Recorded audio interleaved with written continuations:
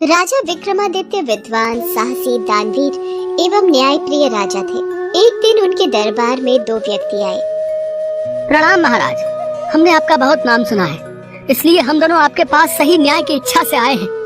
आप कारण बताइए, आप दोनों के बीच उचित न्याय ही किया जाएगा। महाराज, हम दोनों में कुछ दिनों से ये विवाद चल रहा है कि कर्म बड़ा है या किस्मत। मैं कहता हूँ कि कर्म बड़ा है और ये कहता है कि किस्मत। अब आप ही इसका उत्तर बताइए और न्याय कीजिए।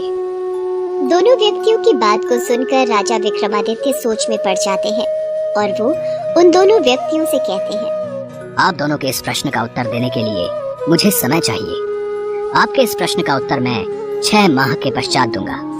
आप मेरे पास 6 माह के पश्चात आना।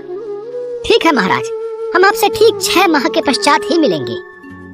उन दोनों व्यक्तियों के जाने के पश्चात राजा विक्रमादित्य उलझन में पड़ जाते हैं और प्रश्न का उत्तर जानने के लिए उन्होंने मन में कुछ विचार किया और 6 माह के लिए राज्य का कार्यभार सेनापति को सौंपकर राजा विक्रमादित्य वेश बदलकर एक दूसरे नगर में पहुंचे। वहां राजा विक्रमादित्य को एक व्यापारी मिला। लगता है नगर में नए आए हो, पहले कभी देखा नहीं तुम्हें। मेरा नाम विक्रम है, मैं आज ही यहाँ आया हूँ। इस समय नौकरी की तलाश में जा रहा हूँ। अगर आपके पास कोई काम मिल जाए तो बड़ी मेहरबानी होगी। हाँ, एक सेवक की तो मुझे जरूरत है। तुम दिखने में भी अच्छे परिवार के ही लग रहे हो। अच्छा बताओ, अगर मैं तुम्हें नौकरी पर रख लूं तो कितना वेतन लोगे? प्रतिदिन की 1000 मुद्राएं। प्रतिदिन की 1000 मुद्राएं? आखिर तुम में ऐसा क्या गुण है जो तुम इतना अधिक वेतन मांग रहे हो? आप एक बार मुझे रख कर तो देखिए, आपको शिकायत का मौका नहीं दूंगा। मैं वो काम भी कर सकता हूँ जो कोई दूसरा नहीं कर सकता। तुम्हारी बातों में आत्मविश्वास दिखाई पड़ता है। ऐसी बात है तो तुम्हारी नौकरी आज से ही पक्की हुई। व्यापारी राजा विक्रमादित्य को काम पर रख लेता है। दिन भर काम करने के पश्चात राजा विक्रमादित्य को 1000 मुद्राएं मिली। उनमें से आधी उन्होंने ब्राह्मणों को दे दी। बची मुद्राओं में से आधी गरीबों और भिखारियों में बांट दी। शेष में से कुछ साधु सन्यासियों को दे दी तथा कुछ अपने खाने पीने के लिए रख ली। राजा विक्रमादित्य अपनी थाली लेकर जब भोजन ग्रहण करने बैठे, तभी अचानक एक साधु महात्मा उनके पास आए। बेटा, बहुत भूखा हूँ, कुछ खाने को दे दो तो तुम्हारी अति कृपा होगी। हाँ महाराज, जरूर मिलेगा। ये लीजिए, आप ये भोजन ग्रहण कीजिए। खुश रहो बेटा, भगवान तुम्हारा भला करे। राजा विक्रमादित्य ने अपनी थाली साधु बाबा के आगे रख दी। साधु बाबा भोजन करके आशीर्वाद देकर चले गए, पर राजा को उस दिन भूखा ही रहना पड़ा। आज मेहनत की, पैसा भी कमाया, पर भोजन भाग्य में नहीं था, इसलिए नहीं मिला। हाँ, दूसरों की सहायता करने का पुण्य भाव तो मिल गया। अगर परिश्रम ही न करता तो न भोजन मिलता और न ही पुण्य।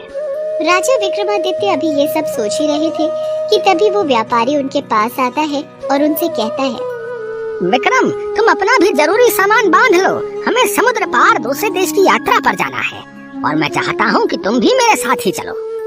ठीक है सेठ जी, जैसी आपकी आज्ञा। व्यापारी सेवक बने राजा व कुछ अन्य सेवकों के साथ विदेश यात्रा के लिए निकल गया। एक दिन अचानक समुद्र में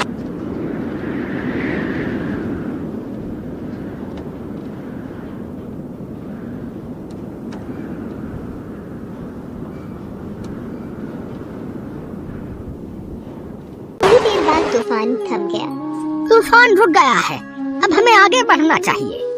ये क्या, लंगर उठ नहीं रहा, अब जहाज आगे कैसे बढ़ेगा? अब विक्रम, इधर आओ। चालक से लंगर नहीं उठ रहा। तुमने कहा कि तुम वो काम भी कर सकते हो जो दूसरा कोई न कर सके। अब इस संकट से सभी को बचाओ। आप घबराइए नहीं, मैं ये लंगर अभी उठा देता हूँ। राजा विक्रमादित्य जहाज के नीचे उतरे और पूरी ताकत से लंगर उठाया तो वह तुरंत ऊपर उठ गया। जहाज आगे बढ़ने लगा। राजा जहाज में चढ़ने लगे कि जहाज की लकड़ी टूटकर उनके हाथ में आ गई। तभी ऊंची लहर आई और वो जहाज राजा से दूर निकल गया। राजा टूटी लकड़ी के सहारे तैरने लगे। तभी जहाज जगमगाकर हिचकोले खाने लगा। थोड़ी ही देर में जहाज समुद्र में डूब गया। विक्रमादित्य को लगा कि भाग्य से वह बच गया। उन्होंने लंगर उठाकर कर्म किया था, तभी भाग्य ने भी साथ दिया। जहाज के टुकड़े के सहारे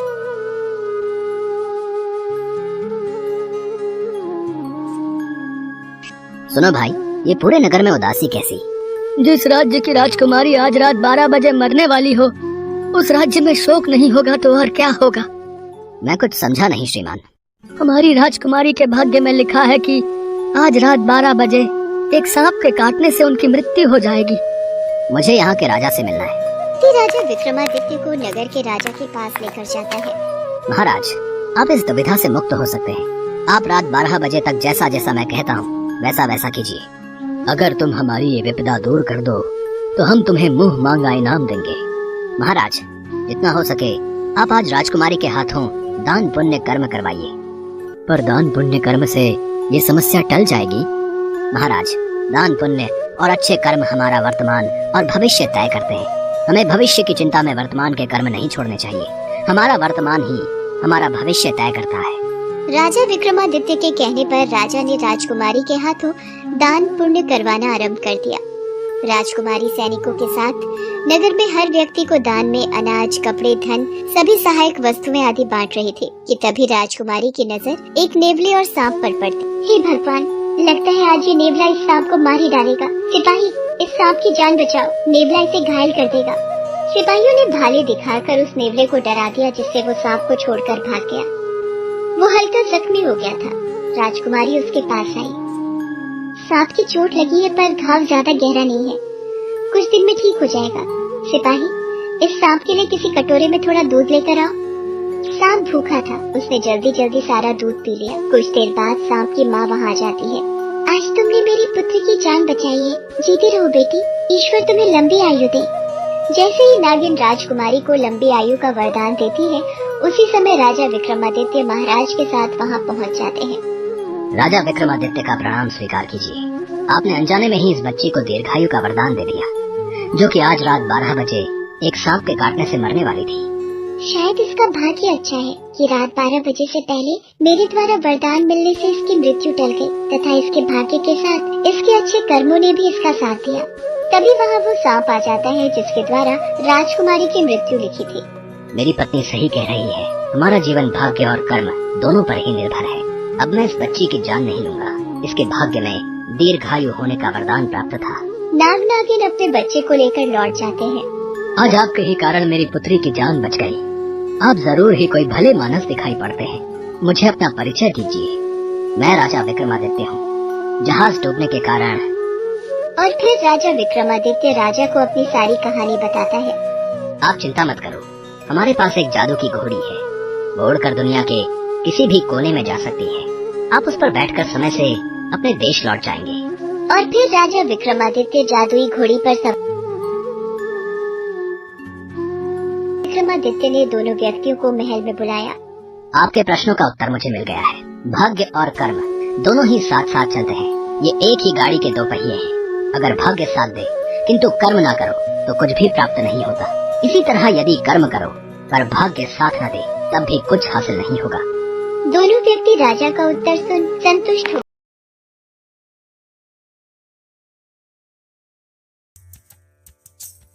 कभी कभी छुट्टियां होती तो वो मिलने आ जाया करते थे। सेठ मोहनलाल के घर में बहुत से नौकर काम करते थे, जिनमें से एक बहुत ही पुराना नौकर महेंद्र भी था।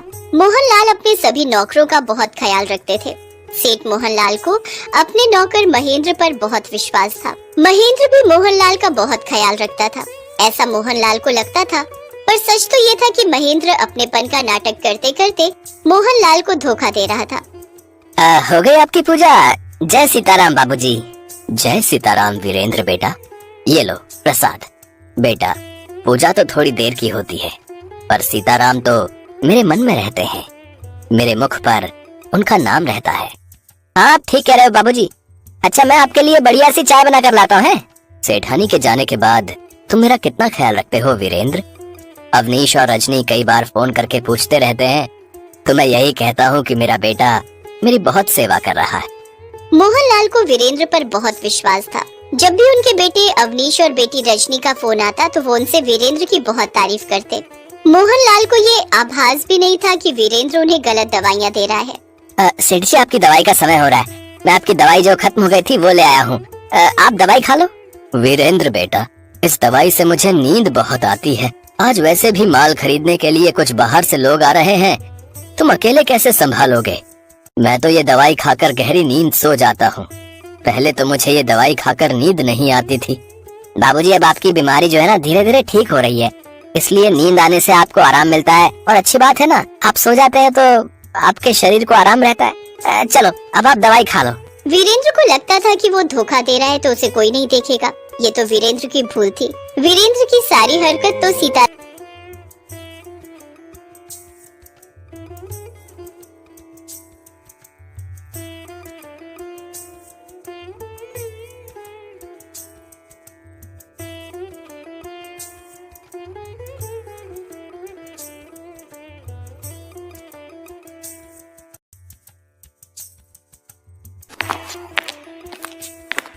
सेठ जी, आपने हम पर ये उपकार तो कर दिया, एक उपकार और कर दीजिए। हमारे पास कोई नौकरी नहीं है, हमें अपने घर पर नौकरी दे दीजिए, आपका बड़ा उपकार होगा।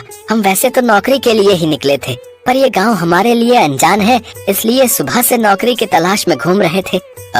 ठीक है, मुझे रसोई में खाना बनाने के लिए किसी की जरूरत है, और मेरे बगीचे में एक माली की भी जरूरत है।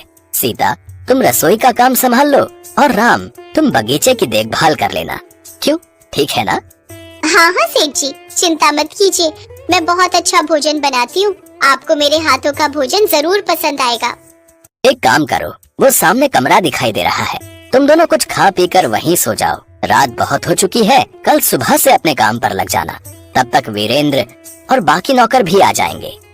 ठीक है सेठ जी, आप आराम करो, हम दोनों सो जाएंगे। वीरेंद्र हवेली के सामने बने घर में रहता था। अगली सुबह जब वो हवेली में आया तो उसने देखा कि वहाँ पर भगवान राम बगीचे की देखभाल कर रहे हैं और माता सीता रसोई संभाल रही हैं। सेठ जी, आपने ये नए नौकर रख लिए हैं क्या? कल तक तो ये दोनों नहीं थे, आपने मुझे बताया भी नहीं कि आप नए नौकर रखने वाले हो। मैं एक बार इनकी जांच परख कर लेता।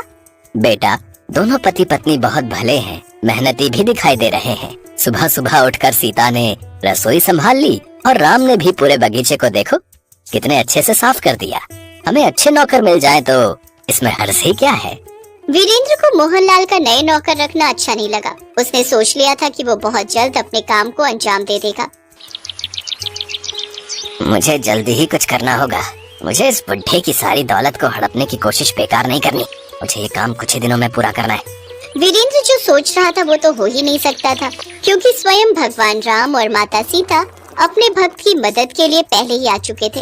एक रात वीरेंद्र ने मोहनलाल के दूध में नींद की दवाई मिला दी थी। वीरेंद्र को लगा मोहनलाल को दवाई का नशा हो गया है, इसलिए वो गहरी नींद में सोया है। यही मौका है, तकिए से इस बुढ़े का मुंह दबा देता हूँ और सारी संपत्ति लेकर भाग जाऊंगा। तभी राम जी और माता सीता वहाँ आ जाते हैं। हमारे होते हुए तुम ऐसा नहीं कर सकते, हम तुम्हें ऐसा कदापि नहीं करने देंगे। तुम एक मामूली से नौकर मुझे रोकोगे? तुम्हें तो मैं अभी ढेर कर दूंगा। इस बुढ़े को तो मैंने नींद की दवाई देकर सुला दिया है, अब तुम्हारी बारी है। अपनी खैर चाहते हो तो दोनों पति पत्नी यहाँ से भाग जाओ। तभी मोहनलाल भी उठ जाता है। मोहनलाल सिर्फ सोने का नाटक कर रहा था। उसे तो पहले ही राम जी और माता सीता ने खबर दे दी थी कि आपके साथ कुछ ऐसा होने वाला है। वीरेंद्र, तुम्हें शर्म आनी चाहिए। तू मुझे मारकर मेरी संपत्ति लूट कर ले जाने वाला था। ये तो राम और सीता ने मुझे पहले ही बता दिया। मैं तो सिर्फ तेरी सच्चाई जानना चाहता था, इसलिए सोने का नाटक कर रहा था। मोहनलाल पहले ही पुलिस को फोन कर चुका था। सेठ जी, अब हमें चलना चाहिए। अब आपको वीरेंद्र से डरने की कोई जरूरत नहीं, वो आपका कुछ नहीं बिगाड़ सकता। पर तुम दोनों कहाँ जा रहे हो? यहीं रहो ना मेरे साथ। यहाँ तुम्हें किसी बात की कोई कमी है क्या? नहीं नहीं सेठ जी, आपने तो हमारा बहुत ख्याल रखा, हमें कभी भी नौकर नहीं समझा। पर अब हम और यहाँ नहीं रह सकते। हमें अपने और भी भक्तों की मदद करनी है, उनकी भक्ति का फल प्रदान करना है। अब मैं कुछ समझा नहीं।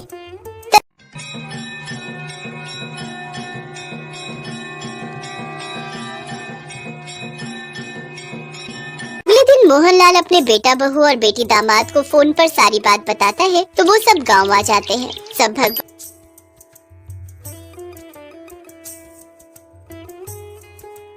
और वीरेंद्र जैसे अपराधी को उसके किए की सजा